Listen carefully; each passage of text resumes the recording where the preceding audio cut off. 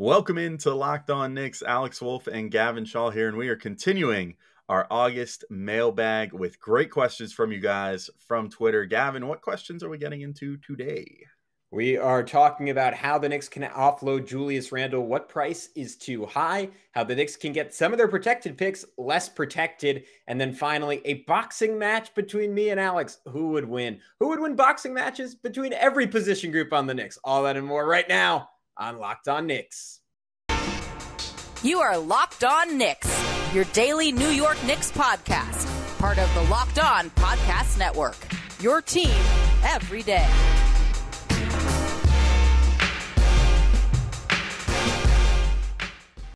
All right, welcome in to Locked On Knicks. We wanted to thank you guys for making Locked On Knicks your first listen today and every day, whether you're checking us out on your favorite podcast platform or taking in the sights and sounds on YouTube. We appreciate you guys making us a part of your daily routine.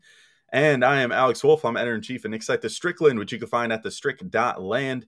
He is Gavin Schall, your favorite play-by-play broadcaster's favorite play-by-play broadcaster, about to get back into high school football action. One of my favorite seasons as someone who used to get to cover high school football. I miss those days. Simpler time. Now I cover the freaking Knicks,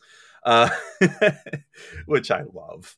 But we have some great mailbag questions today, Gavin, starting with one from Buy Low, Sell High on Twitter at swing_trade55. I guess this one's not quite a question, more a statement that we're going to react to. But Buy Low, Sell High says, "Hi, guys, trade Randle now, even if number one is needed to do so." I'm assuming like a number one pick. Or a first-round pick, I should say. Then play the young guys 30-plus minutes in the first half of the coming season and then make a decision on Donovan Mitchell or anyone else at the trade deadline. At least we'd be more informed at that point. Gavin, I sort of agree with the spirit of this in that, you know, if the Knicks decide that they want to wait on a Mitchell trade, I'm fine with that. And if they want to see what they have in the young players and potentially pull off a deal at the trade deadline or, you know, even like January or December or something like that, cool. I'm into that because I think all you can do by playing these young guys more is potentially increase their value, because as we saw the end of last year, when these guys get minutes, they're pretty darn good. That said, my sticking point here, and the thing that I think I have the most problem with in this question, is the attach a first to Randle, if that's what it takes to move him. How are you feeling about that? Like, what's your desperation level to be rid of Julius Randle at this point? It's pretty high. The thing is, I just don't buy that it'll take a first-round pick to get off of him. I mean, teams are going to be disappointing that have a lot of pressure on them. I look at the Hawks don't have a need for him, but that type of team that has high expectations, that I just don't really see a scenario where they're any better than 7th or 8th in the Eastern Conference. In the West, you can go through it. I was looking at a Reddit post the other day, and a guy made like a semi-credible case. Like, you could argue 9 teams in the West could come into the season arguing that they have some chance, even if it's a small chance, to win the conference. There's going to be pressure to add someone. And if Julius comes out and flashes anything better than he did last year, like even if the efficiency isn't way up, but he just has a better attitude and is playing harder, I think he's still someone who could have either a positive return. I guess, Alex, I'd be curious how you would approach the worst case scenario. Let's just say Julius comes back and it's more of last season. He's shooting terribly. He's getting frustrated. The body language on the court is awful. He's not hustling back. Do you just bench him and in benching him, risk him permanently turning into a negative asset? I mean, I've said it a million times. My best case scenario would be somehow if he was willing to come off the bench. I actually think he would be a fantastic fit, and that would be a perfect role for him. I just don't see that being realistic at all. So would you banish him before attaching, let's just say, like a top, I don't know. Well, I guess the Dallas pick would be your version of a heavily protected first round pick. Would you just say, bye, don't come around anymore? We'll see you at the end of your contract. Yeah, I would pretty much Eddie Curry treatment him. I would say, like, go home and enjoy your season, or Joakim Noah, whatever. Pick your poison. The Knicks have had a few of these over the years. Yeah, I mean, if he came in and his attitude was as bad as it was to end last season, and he's mailing it in on the court all the time, and I mean, there were certain games last year where like he was just dripping with passive aggression. I mean, there were some games. I can't remember what game it was in particular, but there was like the one game where he didn't take a single shot in the paint. He shot like 12 3-pointers, and like that was basically it. and it's like, and he was doing it like in the most like outwardly, like, I don't care way possible of just being like, I'm just going to jack threes. Like maybe he was just aggravated about something that happened at practice or something. But like, if he comes in with that same sort of attitude this year, like, yeah, I'm sorry, there's no room for that. Like the Knicks are trying to build something different than that now. They have a good stable of young guys. They have a guy in Obi Toppin who, if you believe the reporting from someone like Mark Berman, who we've had on the show, who said it, on here, like the Knicks had a little bit of a 180, or at least Tibbs, I should say, I guess, had a little bit of a 180 on Obi Toppin towards the end of the year and was like, oh crap, maybe I was stupid for not playing him more. Like he actually is really good, and so that you have that guy waiting in the wings behind Julius Randle. Julius knows that guy is waiting. That might be part of what his frustrations are. But, if I'm Leon Rose, and I guess you got to be Leon Rose first. You got to talk to Tibbs and to Julius. And then you specifically have to talk to Tibbs and be like, you have to hold this guy accountable, or else like your job is potentially on the line too, because you're supposed to be like this experienced old school NBA coach that can keep guys in line. So do that.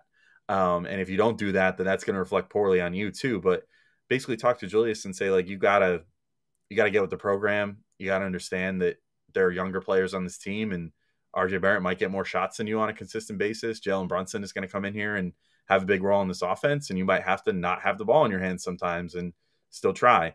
If he's not willing to do that, then yeah, send him home. I mean, he has to understand too that even let's say he wants to get out, and the Knicks are saying like, well, we're not going to do it if we have to. Like, let's just assume for the sake of argument that the Knicks have called every team in the league right now, and every single team has said, no, we wouldn't take Julius Randle even for free right now. Like, you have to attach something to him. And the Knicks say, well, we're just flatly not going to do that because this guy made all NBA a year ago.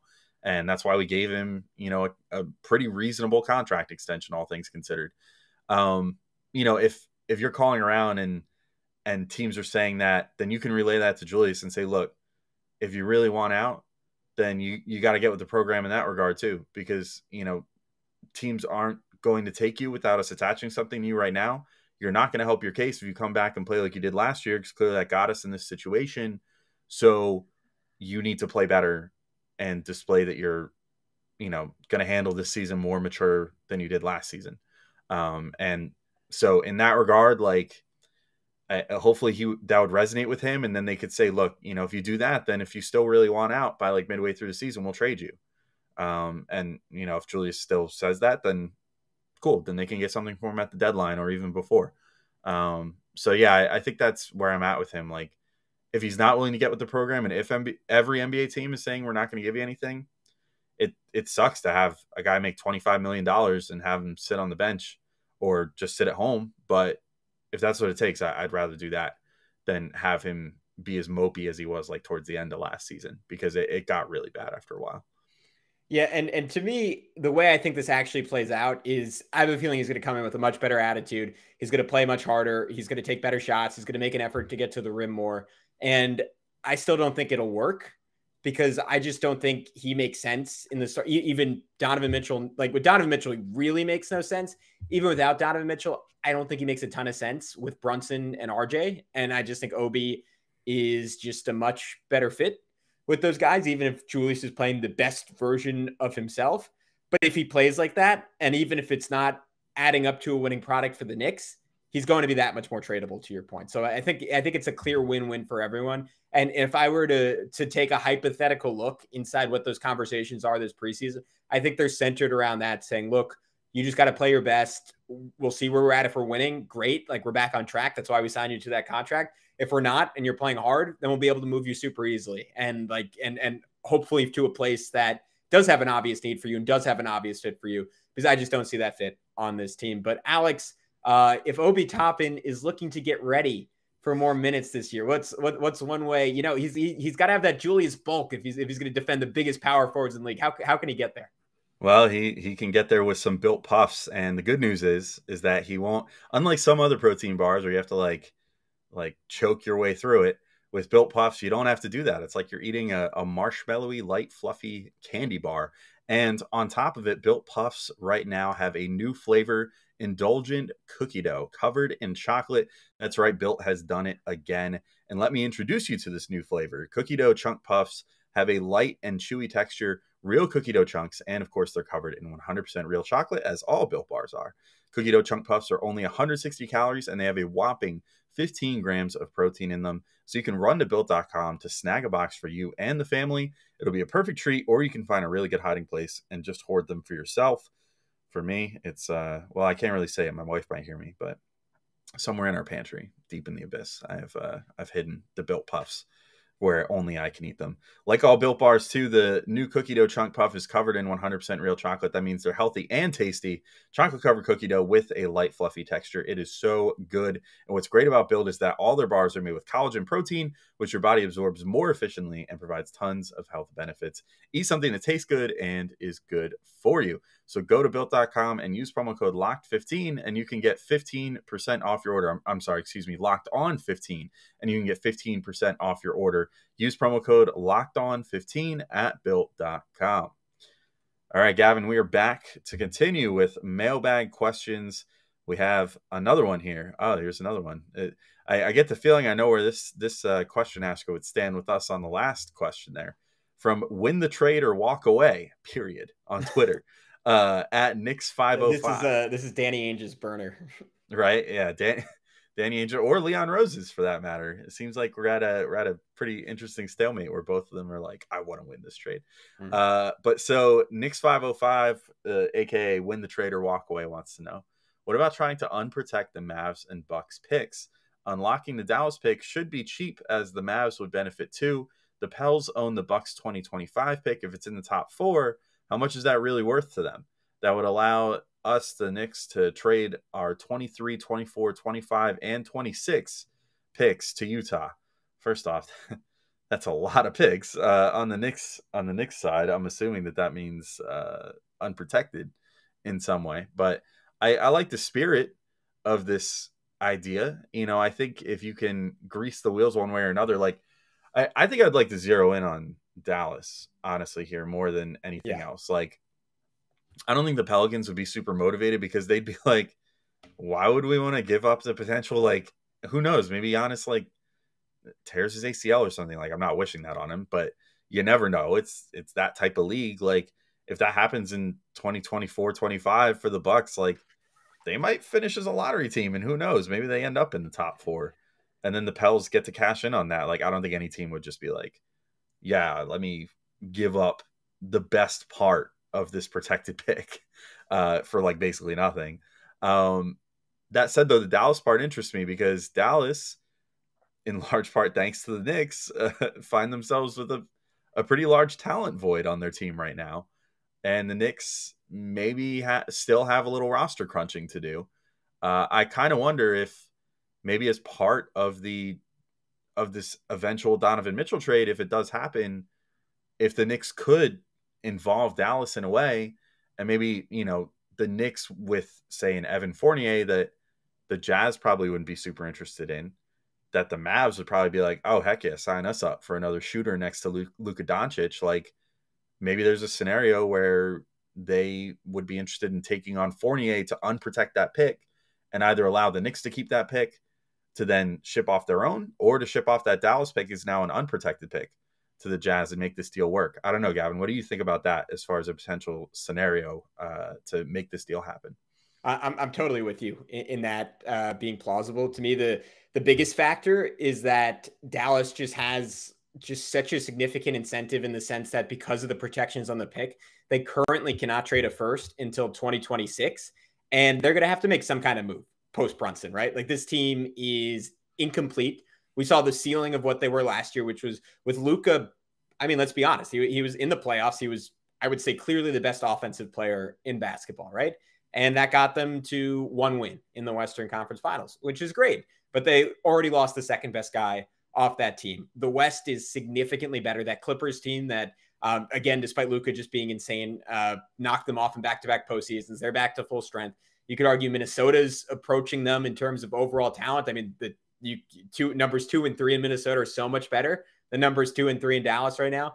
And you can go on and on and on. There's a whole bunch of challenges for Dallas to get back to where they were this past season. And to do so, they will likely have to trade some picks. And if they're going to trade some picks, they're going to need to unprotect the 2023 one. So to your point, Alex, if they could do that and pick up Evan Fournier, or the guy I think they'd really want to go after is Cam Reddish, just because of his potential on the defensive end. To me, if I were running Dallas, that is exactly the type of dude I'd want next to Luka. Someone who is lengthy and switchy on defense, and on offense can shoot the ball, but also has some creation, has some athleticism. If I'm Dallas, I'm banking on Cam playing to the best of his ability, playing for a contender and playing next to the best creator, I know shots at Trey, that he's ever gotten to play with.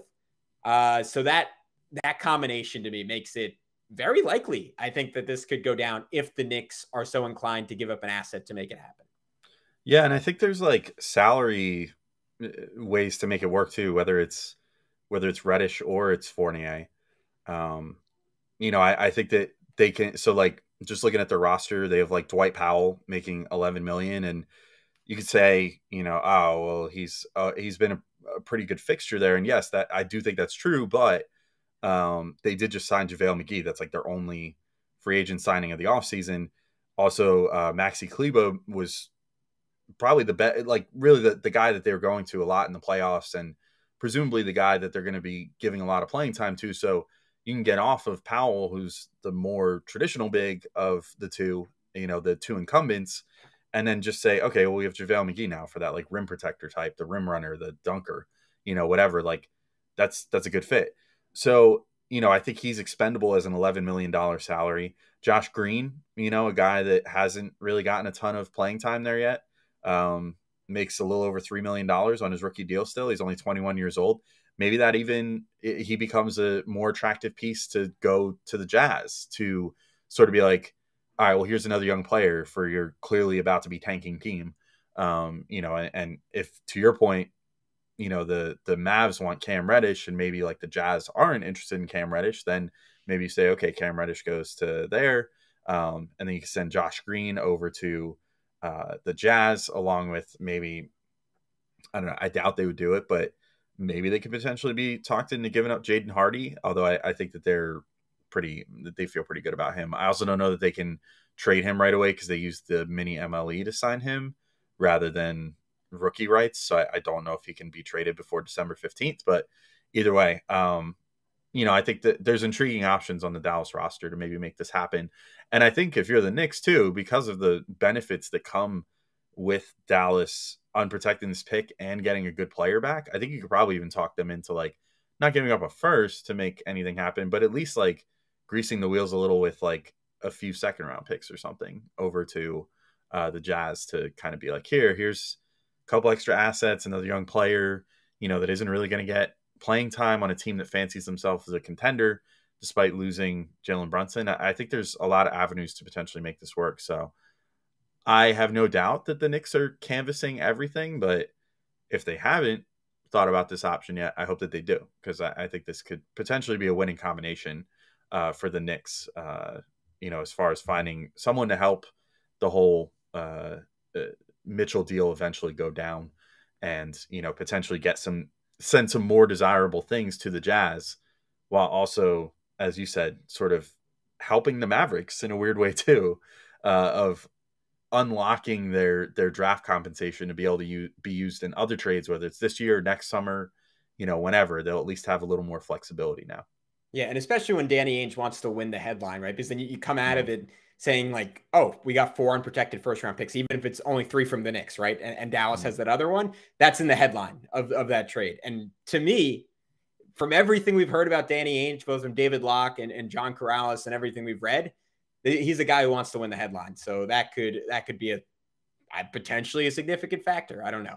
But Alex, let's take a quick break. But first, when we come back, we're going to answer our final question. I think I know the answer, but we can get into it. Who wins in a boxing match between you and me? And a follow-up question, because I think I shot that down on Twitter a little bit to our guy, Alex. Who wins boxing matches amongst the Knicks guards, wings, and bigs? I assume we'll take longer talking about that next on Locked On Knicks. All right, guys, we are back on Locked On Knicks, third and final segment. Let's get into the question from our guy, Alex, who has a smiley face emoji next to his name. Or just, it's not even an emoji. It's old-fashioned. It's typed out. And his handle's at anxious and one, all caps on the and one, number one. Most important question, who wins in a boxing match, Alex or Gavin? Alex, we've gotten the one-on-one in basketball a lot over the years. I'd like someone to just go ahead and ask like a full panel of athletic events. Maybe we could play it out, put it on YouTube, just let the people see. One thing I will not be playing out with you is boxing, because I think I might die. But you're welcome to give your take on that. Yeah, I will say, like, once or twice I like sparred with friends or whatever, and like I'm not the fastest when it comes, but I could take a punch like crazy. And if I connected, I hate to say it, but I think you'd be out. I think I outweigh you by like 80 pounds. So It's like, reasonable. It's reasonable. It's not unsurprising. Like, we're not even in the same weight class, technically speaking. So yeah, I don't know that there's much debate. No, the one thing I've thought about this before, like, because I'm someone who, like, post second grade, I don't think I've been in a fight, but like I'm like, oh, I would have wingspan on most people, but you're like 2 inches taller than me. It's not gonna fly. So and I think I have a slightly plus wingspan too on being 6'4". Yeah. So I don't want to hear that. All right, let's keep it moving. All right, boxing matches amongst the Knicks guards. So to me, this was pretty easy. If you consider RJ Barrett a guard, I'm taking RJ 10 times out of 10. If you don't, then I think I would lean towards Deuce. But where are you on that? Yeah, I think I'd probably go RJ as I'm gonna say that RJ's a wing. I think he would qualify as a wing more than a guard, which I guess then begs the question of like, who are the wings and who are the guards? If I was gonna like spell it all out, I'd probably say Brunson, Fournier, Rose, Quickly, Deuce, and McBride and Keels are all guards, I think. And then wings. Keels is a sneaky candidate. Yeah. I mean, Keels doesn't have a great wingspan though, so like that standing reach isn't going to be great. I kind of think McBride, actually, if it was among that group. Although I think didn't Quickly put something up on like his Instagram or something recently that he's been boxing during the off season, like as a way to get stronger or whatever. And like a lot of guys do that. Like it's a pretty common thing for NBA players. Yeah. Brunson is sort of a sleeper candidate for me too. Like he's kind of a bulldog and he's built. Like he looks like if the wingspan isn't there, but if he connected, I think he would punch hard. I just think McBride has the right combo. Like used to be a football player. If he knows what he's doing in a fight at all, he's got the wingspan. So does Quickly though. Like I think they might be the final like championship match if it went through like a little like tournament of the Knicks guards. I think it would be Deuce versus Quickly. I don't know who would win. I'm really curious who can actually punch harder out of those two, but my bet would be on Deuce being the former football player, I think. Yeah, I was kind of surprised. I just looked it up. Deuce only weighs 5 more pounds. He's at 195. Quickly and Brunson are both at 190. So maybe that would give them a shot, but Deuce just strikes me as like the most like boxing athleticism. Dude. Like he's just like quick strike, like fast, like how strong his hands are defensively. Would you consider, you'd put Grimes with the wings then, I assume? Because he was someone else I was thinking about. Yeah, I'm thinking wings would be, just in the interest of having a wings category at all, would be RJ, Grimes, and Cam, I think. Yeah, I'm taking RJ pretty easily out of that group. I think I would too. I mean, he's built the most like brolic of those three dudes. And like Cam is just, he's a string bean. So, I mean, I don't know how well he would do. Grimes maybe would hold his own, but like RJ's got him on height and standing reach pretty easily. So those are huge. Like, and I know boxing is a little different, but anytime I watch like MMA or whatever too, like standing reach makes a huge difference. Like, and a little height difference can make a big difference. Like, because you can punch 2 inches further than the guy that you're facing or whatever. And that means they have to do that much more avoiding, and you get that much more opportunity to surprise them. So I think RJ would probably win. On top of the fact that he's just, I mean, RJ's built like a grown-ass man. And like those other two, Cam in particular really needs to put some meat on. But like Grimes, I think is built about as big as he's ever going to be and still isn't nearly as big as RJ is. So I think it would probably be RJ because he has the quicks to back it up too. Yeah. Well, some good news for Julius Randle. He's finally going to win something on this podcast because I think he is the clear winner of the bigs category. The guy is enormous, and his, like, we talk about this all the time, but borderline unique athletic gifts, like not just in the NBA, like amongst the human population, like people his size, his weight have no business being as quick as he is. In another world, I think he could have been a monster boxer. Yeah, I think so too. I mean, he's got everything going for him too, right? Like he's not the tallest, but he has a plus wingspan too. I don't think like huge, but at least like a few inches, but he's got the strength to back it up. That's the biggest thing. You know what I mean? Like a lot of times when guys have the big plus wingspans, they just like physically can't put on that much muscle and stuff like on their arms and whatever, because like their arms are just so long, you know, it's the muscles are so like stretched out, I guess. I don't know. But like he's got that rare combo where he's got a decently plus wingspan, but also is just like built like a tank. So that's a good combo for boxing. He's also very quick on his feet, you know, and he's, as we've seen with some of his stuff around like the perimeter and stuff when he was at his best, like he can real quick change direction on you. You know, he's certain. I mean, he's built. I don't know if I can overstate it. Like he's built like a freaking Greek god. You know what I mean? Like he should, in theory, do really well in this. Mitch, I think, would be a little slow-footed, even though he would have that wingspan advantage. Hartenstein. Mitch would also, let's be, he would like trip walking in and injure himself. So. Yeah, Mitch doesn't have the sort of gait that I think would make a good boxer. Like when you watch him run up and down the court, even it's just like you're so like gangly. And I love Mitch, but I do love the idea of Berman in his corner as like his trainer. Yeah. I feel like that could elevate him a little bit. The bus driver, getting him to the thing. Yeah. Just he has a tough first round. What do I need to do, bus? How do I beat this guy? You gotta believe, Mitch. You gotta believe. Yeah. And then like I'm trying, like Obi is built too lithe, you know. I think. I mean, Obi's too nice. Also, Obi's also too nice. Yeah. Obi wouldn't want to punch anyone. Yeah. Hartenstein, I don't know enough about to say for sure, but he doesn't strike me as the boxing type, and he seems a little too slow-footed for it too. I think my one maybe wild card would be Sims. Yeah. Because you want to talk about another guy that like. I mean, he would just be like a one punch can win it all kind of guy. Like, I don't know if he even would know what he's doing necessarily, because maybe he's raw in boxing, just like he's kind of still raw in basketball, like at his more advanced age. But like, I don't know. I mean, if he took on to the footwork quickly and, you know, was able to, you know, just land one good cross or like an uppercut or something. I mean, whatever. If he could do any sort of like put some force behind it punch, that's like a one shot and you're out kind of deal. I mean, because you want to talk about guys that are built like Greek gods too. I mean, he's like enormous.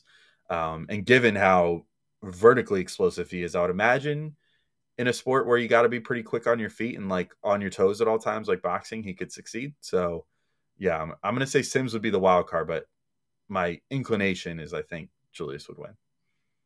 All right. We know what would happen if Alex and I boxed. We hope we know what would happen after you guys listen, like, subscribe, 5-star reviews, all that good stuff. We really do appreciate it. We will be back. I don't know 100% when we'll be back, but plenty more to come this summer. Lots of good episodes, lots of good guests. So stay tuned on Locked On Knicks. But until next time, be good. Peace out. We'll talk to you soon.